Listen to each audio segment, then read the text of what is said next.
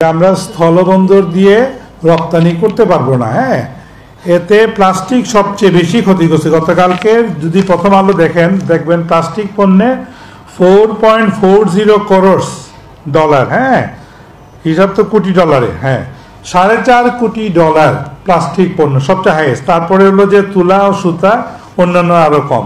আমরা সবচেয়ে বেশি ক্ষতিগ্রস্ত হয়েছি। আমরা আসলে আতঙ্কিত এবং আশান্বিত। আসলে হয় কি, আমরা যে মালটা এক্সপোর্ট করি, এক্সপোর্ট তো এমনি হয় না ভাই, কোন ইম্পোর্টার থাকে। সেভেন সিস্টার্স থেকে অনেক তো ইম্পোর্টার আছেই বলেই তো আমরা এক্সপোর্ট করতে পারি।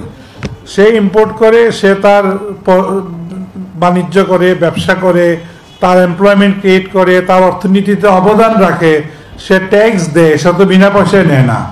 আমি তো করলাম, সে তো বিনা পয়সায় না, কিন্তু ভারত সরকার যেটা করলো সেটা কি সঠিক হইলো? সেটা বিবেচ্য বিষয়। যে সেভেন সিস্টার্স অন্যান্য ভারতে অন্যান্য জায়গা অনেক উন্নত, সেটা নিয়ে আমি কোনো বক্তব্য রাখবো না, কিন্তু সেভেন সিস্টার্সের যে অবস্থা, সেখানে তো এটা প্রয়োজনীয় জিনিস। প্লাস্টিক যে শুধু খেলনা তা তো না, প্লাস্টিকে অনেক প্রয়োজনীয় জিনিস অনেক অনেক যে ডে টু ডে ইউজে লাগে। তো সেটা তো যে করলো, এটা তো আমার মনে হয় এটা সঠিক হলো না।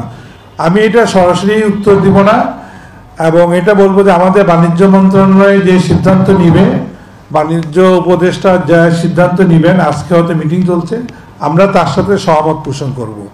যেহেতু রাষ্ট্রের ব্যাপার, হ্যাঁ ব্যক্তি বিশেষ না, তবে প্লাস্টিক সেক্টর ক্ষতিগ্রস্ত হয়েছে সবচেয়ে বেশি, এতে কোনো সন্দেহ নাই।